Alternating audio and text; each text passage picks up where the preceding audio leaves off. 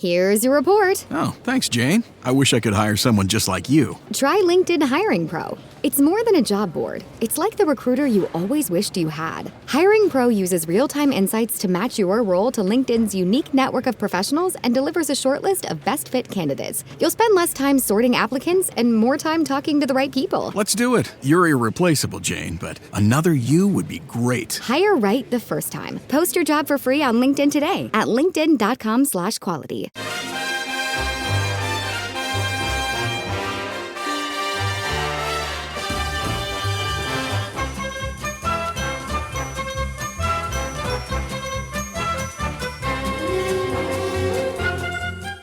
And welcome to Howie the Podcast. It's Gavin. You join us for another opposition preview. And I know we always say this, pre-season games, they're not important really, but we've missed the footy, we've missed our teams, and we're going to treat these games with a bit of respect. And obviously, as you'll have heard on the pod this week, we've had fans from the States on chatting about the fact that they're going to get to these games.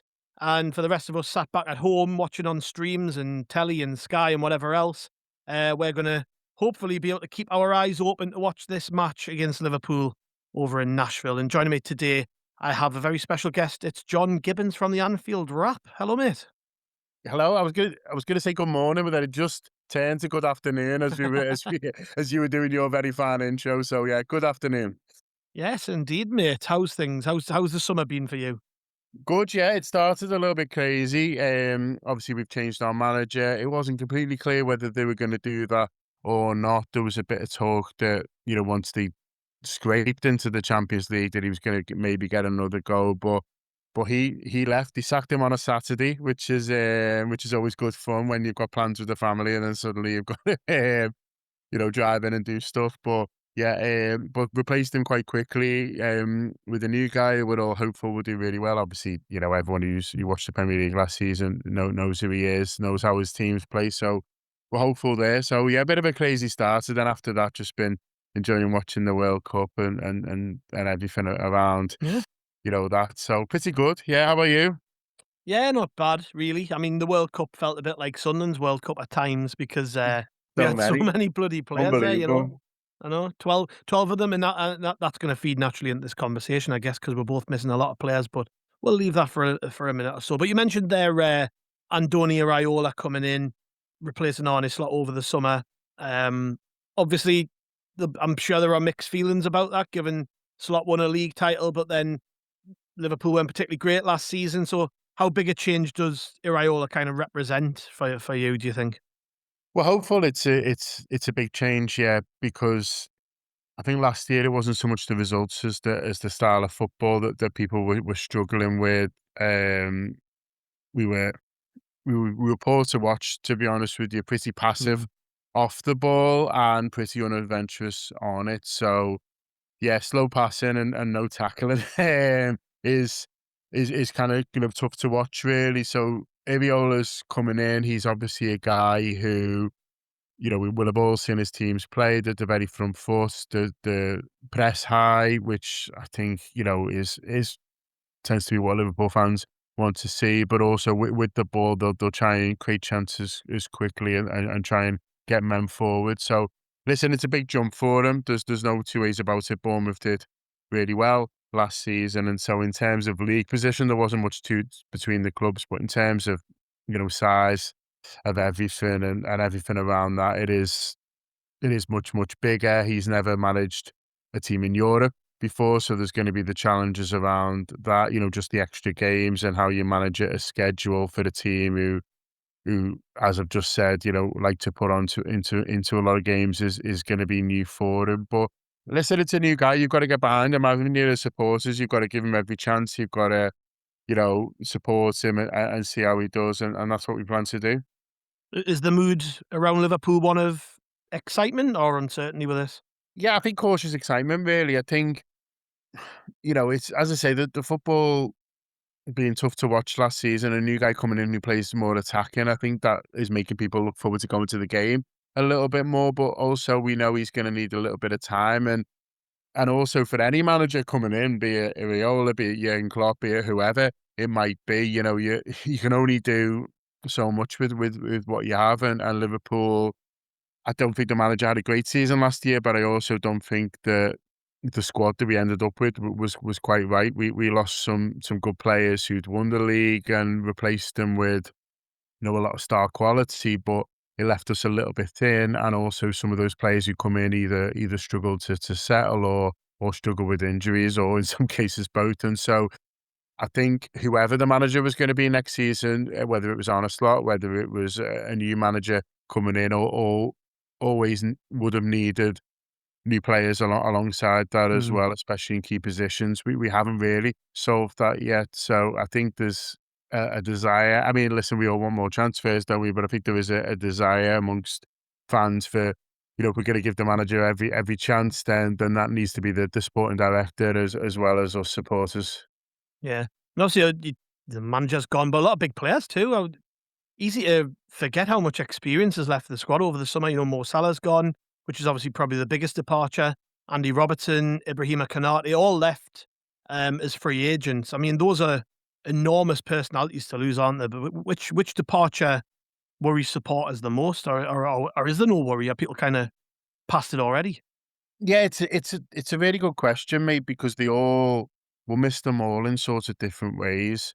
Really, I mean, Mo Salah is, I think, our highest goal scorer of all time. He's been a phenomenal player for the club, but obviously last year he was starting to struggle. How much of that was down to tactics, or how the team were playing, and how much was down to him, is hard to sort of tell. Really, and we'll only really know when he rocks up next and sees what he looks like.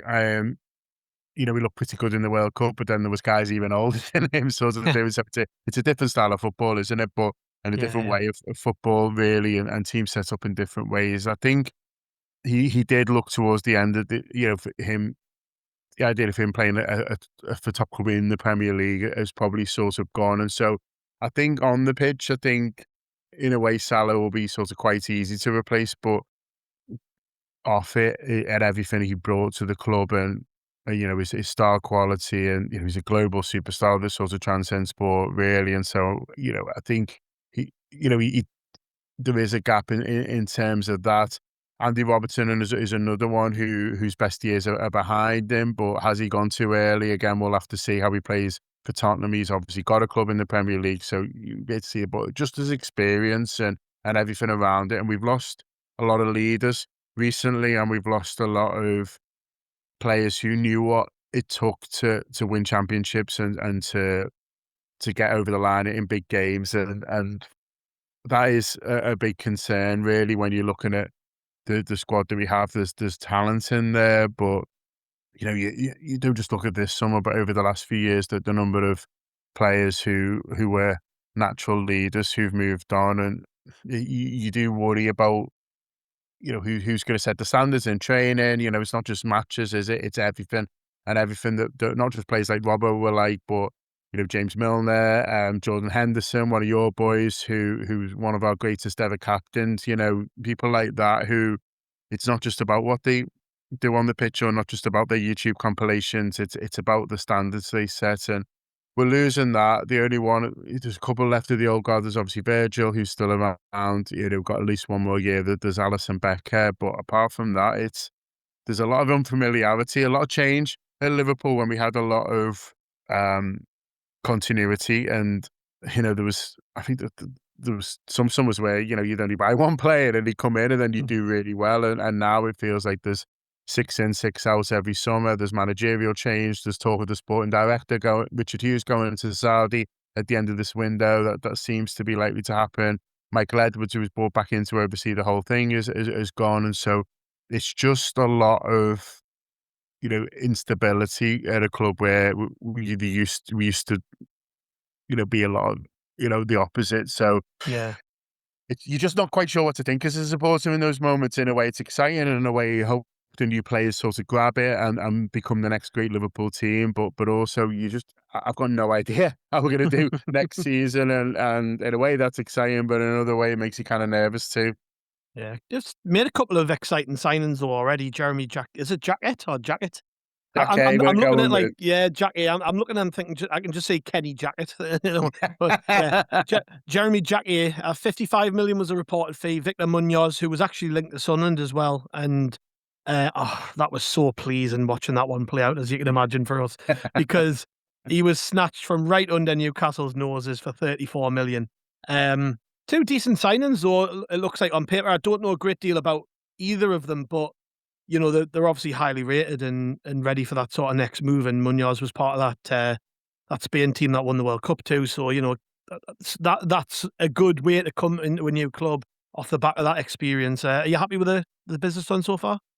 Yeah, those two look really good. I think Jeremy Jacquet, we've forgotten about a little bit because they actually bought him in January, but the agreement was he'd play out the season. Now he ended up getting a nasty shoulder injury, so his season finished a little bit early. I don't think he's played since March, but he'll play in this game against you guys. And Yeah. I'd say of everyone from a Liverpool point of view that we're looking forward to seeing, I think he is number one because you talked about Canate going before. Now, Canate divided opinion amongst Liverpool fans. There was some who thought he was a really good player, some who thought he was a little bit of a liability.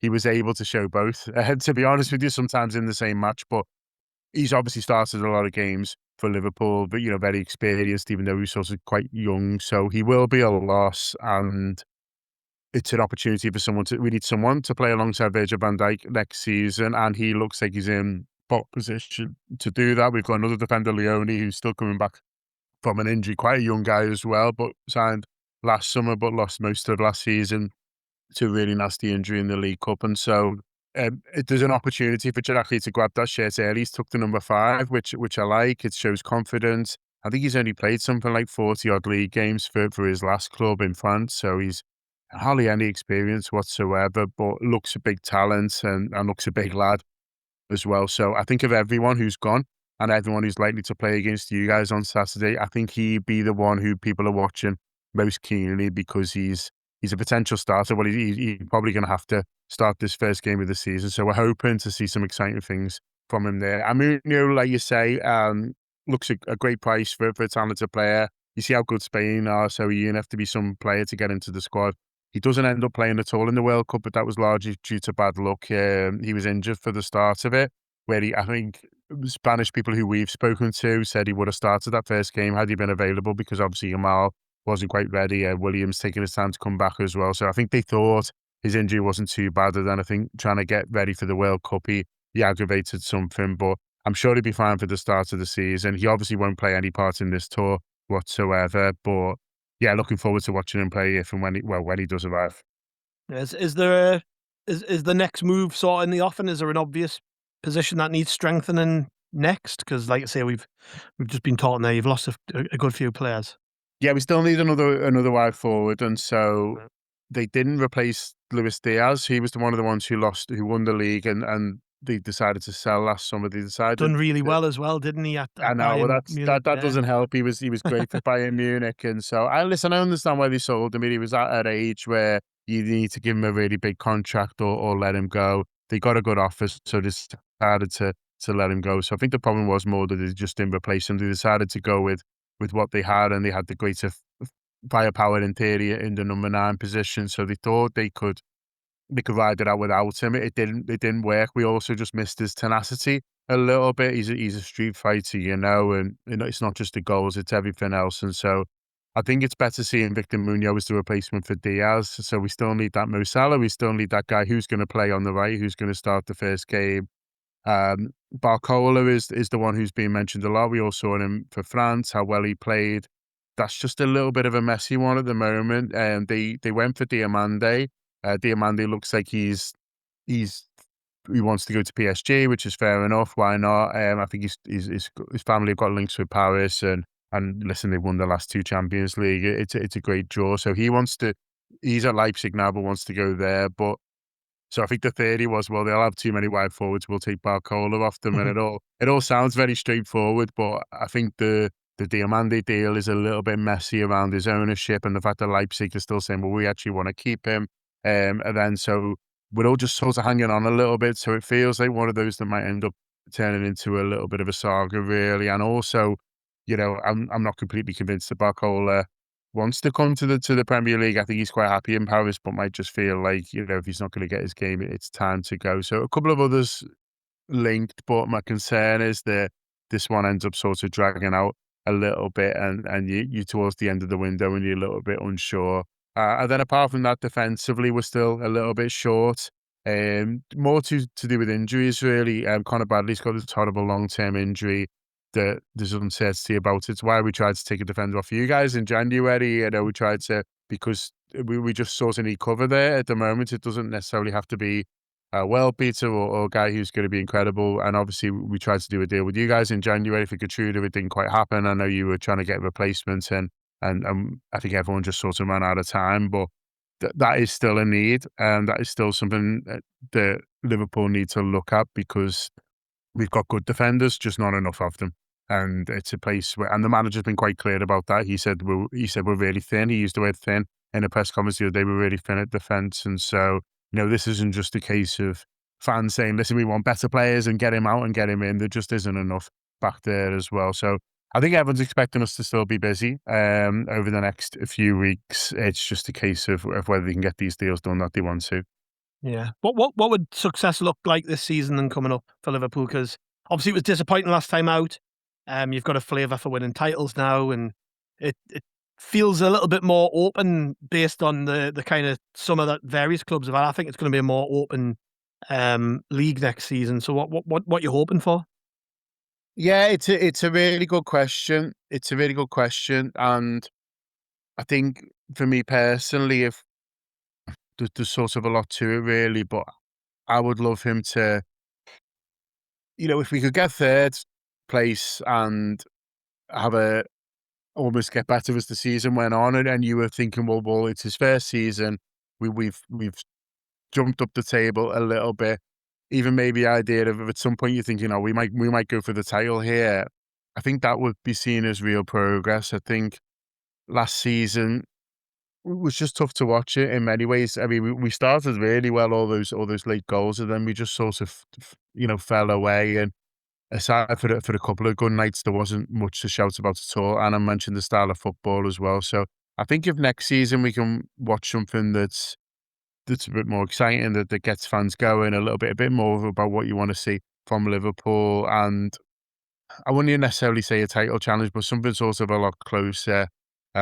Maybe a little run in one of the cups as well. I think most Liverpool fans will take that, because we understand the team is in transition. There's legends who are leaving or close to leaving or left. There's new players coming in, and it will take a little bit of time. So I think if we can see progress, and I think if we can see progress on the pitch and progress in the league table, I think most Liverpool fans would accept that. But like you say there, mate, there is other question marks. Who knows what Man City look like without Pep Guardiola? We can't remember can't remember what it was like sort of before him, really. And obviously there's a manager coming in who's got, some Premier League experience and things like that, but what does that look like? And also Arsenal have worked so hard to get that league title, and, their players look knackered in the World Cup. Obviously got Saliba getting this injury as well. So there's that part of you in your brain going, listen, if we can click, if we can pull it together, then who knows? But that's maybe a little bit unfair on the new guy coming in. But I agree with you. It is looking an intriguing one next season. It is looking very open, and there might be a little bit of a surprise team at the top. Could be Liverpool, could be Chelsea with Alonso coming in. Could even, dare I say, be Manchester United, although let's hope that's not the case. You seem to have missed Sunderland off that list. You're real off there. I do apologise. Right, we'll quickly shoot for a break, and then when we come back, we'll chat about Saturday's game. We'll see you in a minute. If you're a QuickBooks customer looking to grow without the growing pains, you need the Intuit ERP, the AI native ERP that upgrades right from QuickBooks. Learn more at intuit.com/ERP. Tomorrow morning is knocking. Stock your fridge now. How about a creamy mocha frappuccino drink? Or a sweet vanilla? Smooth caramel maybe? Or a white chocolate mocha? Whichever you choose, delicious coffee awaits. Find Starbucks Frappuccino drinks wherever you buy your groceries. And welcome back to Howie the podcast. And we will now chat a little bit about Sunderland versus Liverpool, which is taking part over in Nashville, as we said earlier, on Saturday night. Liverpool's relationship with America is quite interesting, John. I actually did a pod this week with a bunch of Sunderland fans who are all based in the States, have never been to Sunderland before, have never actually visited Sunderland. And for a lot of the people out there, this is going to be their first experience of seeing the team in the flesh, because because we spent so long out of the Premier League, we just don't do these things. We don't really go to the States, take part in these big things. Going forward, you would imagine it's going to become commonplace. But obviously for Liverpool, I would imagine going to the States is just something you do every single pre-season. Liverpool have got one of the biggest overseas fan bases in world football. I mean, just how big are we expecting these crowds to be at the games over there? Yeah, they will be big. I mean, I'm really intrigued by these people who've never been to Sunderland and have picked them, but I'll listen to the shows. I won't let you sort of repeat it. But, we just very quickly, we know we get a lot of correspondence from people who watch the Netflix series that they did about us. Okay, yeah. And particularly in the US, with it being Netflix, yeah. So, but I mean, there are many, many stories. Some of them are fascinating. Some people just looked at the TV one day, saw Sunderland play, and thought, yeah, that's my team. But yeah, it's a little bit. It's not like you couldn't consider it glory hunting, could you? You couldn't be that's picking the best the team. thing, isn't it? You've got to say fair play to them, obviously. Yeah. But I don't know. Maybe they saw Kevin Phillips scoring goals and thought this is the team for me, and who could blame them? It's Liverpool are huge out there, and funnily enough, we've not been for a few years. Last year we went to Japan and Hong Kong. The year before that, it was Singapore. So it's actually been 3 years since we've been to the States, which is unusual for Liverpool. There's a lot of links in Asia to the partners who Standard Chartered, who are on the share there, Hong Kong and Singapore-based company. We also do some stuff with Japan Airlines and Gdansk and a few others. So I think they've seen Asia as a big market for them, but the US is huge. We've obviously got American owners, FSG, who also own the Boston Red Sox, Boston Investment Company. They're based in America, so that makes it sort of a little bit bigger. But Liverpool have really benefited from the growth of the Premier League in the States. Generally, they're one of the biggest supported teams. There's a variety of reasons for that. I think the ownership, comes into it. The success probably comes into it. But I think all just, like you, I have conversations with people all the time about why they sort of came to Liverpool. And I think for a lot of people, it is the kind of the romance and mystique and the power of the cop and things like that. And when they see Liverpool on the telly and hear the anthem, "You Never Walk Alone," I think there's something about that appeals to people who like to be part of something bigger than themselves. And I think when I speak to Americans, it feels quite different to their sports kind of experience, really. And I'm sure like you guys get that as well with the Sunderland thing. I mean, we're going over to Chicago first.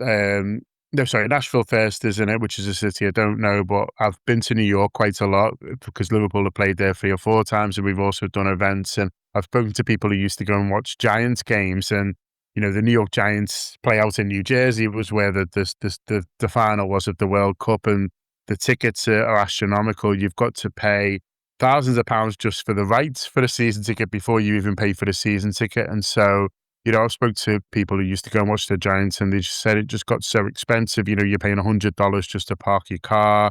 There's no other way to get out there. And so the idea of there's a club in Liverpool that, has Anfield, which is 3 miles away from the city centre. I've been up to Sunderland to watch Liverpool. You can walk there from the city centre. You can be in the bars and walk over. And just the idea, I think, of these football teams who are hugely part of their communities, and that is absolutely the case with Sunderland.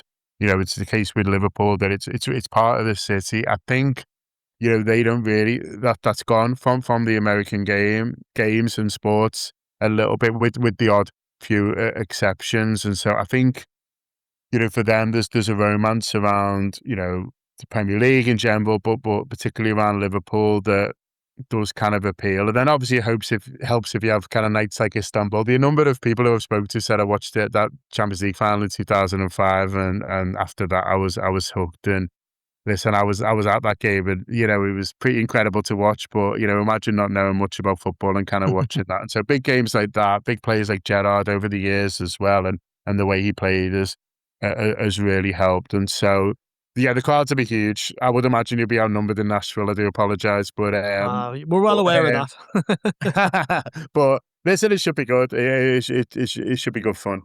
Yeah, Like yourself being a local supporter in Liverpool, do you enjoy these pre-season tours that go abroad, or would you rather see the club stay a little bit closer to home? Because they are often blamed, aren't they, for like teams not being ready. I think Man United have had this going back years and years, where 1 minute they're in the Asia, next minute they're in the US, then they're in Europe somewhere, then they're back in the US, and the players and the staff seem to spend more time traveling to meet these obligations than they do actually getting meaningful training in and playing games that make sense. And you've probably already seen that yourself with Liverpool. Like, what do you think of it all?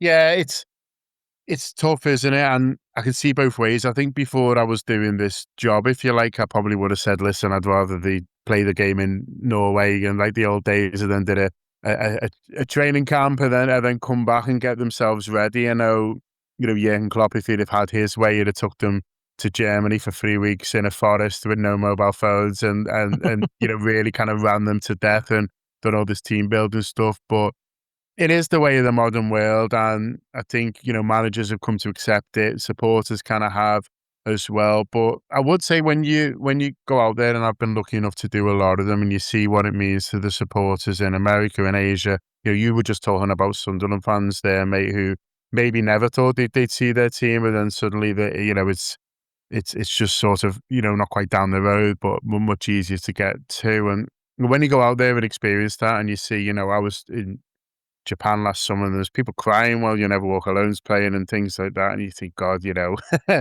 half the time when it's a 12:30 kickoff here, I'm thinking, how can I be bothered to get out of bed and get up there? And so, when you see that, I think it's hard. It becomes a little bit harder to kind of begrudge it. And like a lot of us, I'm so frightened to the Premier League games going abroad, and we see that with American sports coming over here. The NFL plays 3 games in London, and I think that would be really hard to stomach. And so if this is a way to keep that away a little bit longer, then I think it's not too bad. Yeah, this is the first game, I think, of pre-season for Liverpool, unless you've had any behind the scenes games. But as I say this over and over, I feel like I've got to caveat every opinion on pre-season I give by saying they're meaningless. It's just minutes in the legs, all them other cliches. But some fans get a bit carried away with pre-season performances, don't they? And others couldn't really care less on that sort of thing. But this game specifically, it's a good test for both squads. We're a bit like you, and I would say probably more depleted because of how many players we're missing. But it's going to be 2 fairly young squads going at it. I've seen the Liverpool squad. It's still relatively strong. Joe Gomez is in there. Wataru Endo, Jack, as we said before, Jack Hay, however we say it. Milos Kerkez, Dominic Szoboszlai, who's obviously a big player. Chiesa's there. Curtis Jones.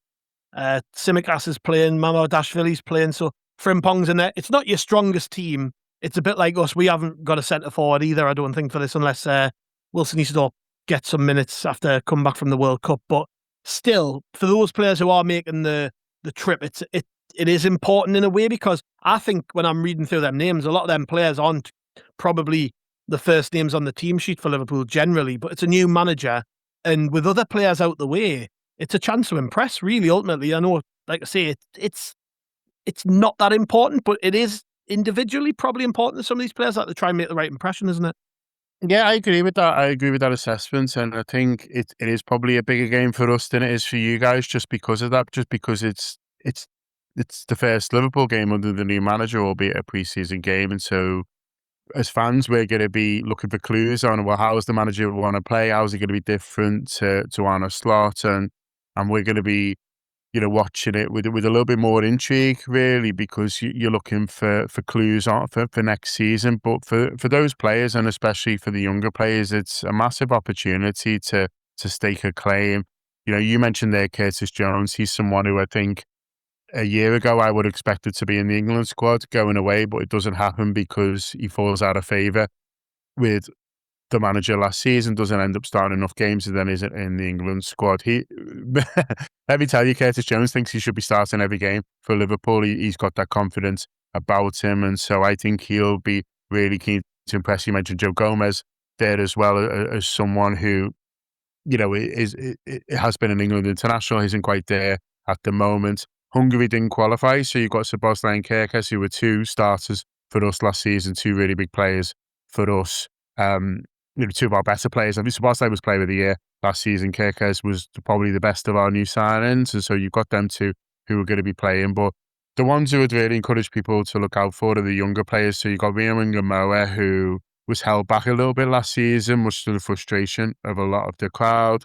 I think he's ready to have a big year. He went away with England. He was one of the 3 or 4 who went as part of the training camp, and apparently everyone couldn't believe how good he was. He obviously scores in one of the warm-up games, but in training, apparently he was unbelievable. And a few people, senior lads, were saying to him, listen, well, maybe we were taking you with him. So he's a huge, huge talent. He's still only young. We do need to not get carried away, but he's a fantastic player, and he'll play. I'm sure he'll start in this one, if not play 45 minutes, and he's definitely one to watch. He's already scored a winner goal against Newcastle, so surely you guys are aware of his work as well. But then the other one's Trey Leone, who is a super, super talent. Didn't get enough minutes again last season, but I've got really high hopes for him. Lots of people got really high hopes for him.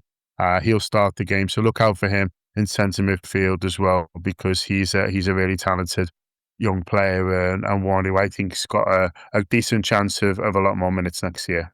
Yeah, so expect to see plenty of youngsters featuring. It'll be similar to us, I think. Is it, with it being the first game, are you expecting it to kind of be minutes split between 2-11 sort of thing? Like, one team for 45 minutes, then another in the second, or is that what you? Yeah, again, it's just hard because it's a new manager, so you don't know how he does it. So Jurgen would very much do 245s and change it all over. Arne Slot would prefer to do like 60, 65 and then make a lot of changes sort of from there. So we don't really know. It wouldn't surprise me if you saw a bit more of a first team, and then they did try and give them a little bit longer. But listen, we'll see. We just don't know. But I'm hoping the team that starts the game, looks like a first team, and we're able to see them. One more to watch out for is Harvey Elliott as well, who had an absolutely awful season last year away at Aston Villa and on loan, and just ended up in a bit of a messy situation where if they played him anymore, they had to buy him. The manager didn't want to, and so he kind of lost a big chunk of his football. He'll be absolutely raring to go as well. So I'm hoping that the team we start with looks pretty good, and we see them for as long as possible. And then by the end, obviously, it could be anything. Goalies up front, could be anything sort of by then. I mean, from Liverpool's point of view, what sort of test is Sunderland? Is it just good run out against a Premier League team? Yeah, I'm actually glad they're playing a Premier League team. Sometimes it seems a little bit strange, doesn't it? When you think, oh, we're playing them next year, surely a different kind of test would have been better. But I think for the new manager, and I think for some of these players who want to prove to the new manager that they can play Premier League level, then I think this is almost ideal, really. You guys did really well last season. We had 2 really tough games against you. Obviously, we win the one up in Stadium of Light, and to be fair, what was one of our better performances, one of the few. But you guys should have won at Anfield. I think that is fair to say. And so I think it's a tough test for these players, and it's a good opportunity for the ones either on the fringes or the younger ones to show that they're ready for this level, albeit I'm sure at a slightly slower pace. So yeah, I'm glad we're playing Sunderland. I think it's a really good test for us, and I'm looking forward to seeing how they do. Yeah, I think it's good to play a decent opposition, right? Because we've had one pre-season game already, just the one, but it was against York, and they're just newly promoted out of the National League. And I went to the game, and I'm thinking, all I want to see here is a few goals, feel like I've been entertained, maybe, make sure we win the game, but I don't want to see ultimately anybody get injured. You just want players to get through the game. Are you the same thinking as me? Like, ultimately, fitness is more important than the end result? Yeah, I mean, the results isn't too much of a concern for me, especially, you mentioned before, we haven't really got any strikers, so there's a decent chance we play well, but we just can't get the ball in the back of the net, and in which case you won't be too critical of them because the forwards are to come back and add to that. But I think we are interested in how we play, we are interested in the style, and we are interested in, I'd love to see some great individual performances, even if the team doesn't quite click, because listen, they're thrown together, and some areas are going to be stronger than others. But I think, like I said before, it's in the way that it's a slightly bigger game for us than it is for you guys. I think we are looking to they're hoping and for 2 or 3 players to really make, a bit of a, not quite a statement, but make a decent claim, to be starters for Liverpool next season. That's what I'm hoping for, to be buzzing Sunday morning or Saturday night and, just say, didn't Jemmy Jackie look great, or didn't Rio Ringham look like he's really wants to, start for Liverpool next season. I think that'd be a lovely thing to get out of this game. Not worrying too much about what score it ends up. Yeah, I won't trouble you for score predictions because that would be ridiculous for a pre-season game. Got me anyone.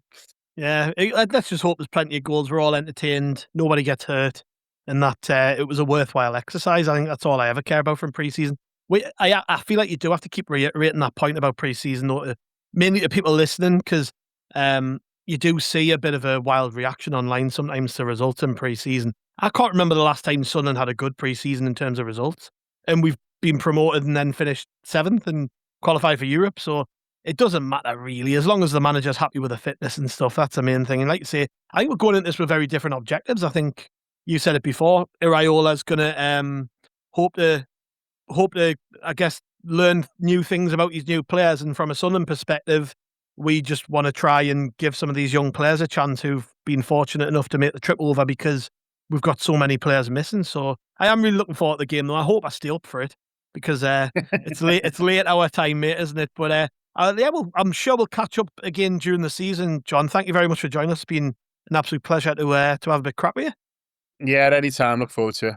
Yeah, and if people want to check out your stuff around the game, I'm sure you guys will be covering it off. So everything. I'm back here. 4 of the lads are flying over to cover it, so they're in the air at the moment, but they'll be doing post-match reaction. That'll all be out available on the Anfield Wrap. Probably best just go to the YouTube channel and check us out from there. So yeah, there'll be videos going out across the weekend, looking ahead to the game, and then straight after as well. So if you want to see what a few Liverpool fans made of it all, or see a bit of Nashville, or you might see a few Sunderland players walk past in the background when we're doing our post-match stuff, then that will all be available on the Anfield Wrap YouTube, and it's Wrap with a W. Brilliant, mate. Well, thank you very much again. It's been an absolute pleasure. Thank you to our listeners for joining us. We've got all of our regular coverage of the game coming up. So tomorrow we will have a match day preview. There's a reaction podcast dropping after the match. A few of the lads are going to stay up for that one. And there's all the written content over on the Roper Report website, both before the match and after it. So make sure you check that out. Just leaves me to say thank you very much, everyone. We'll catch you tomorrow.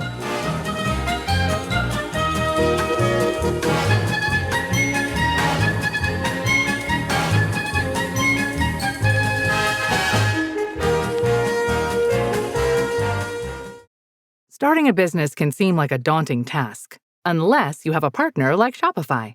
They have the tools you need to start and grow your business. From designing a website to marketing to selling and beyond, Shopify can help with everything you need.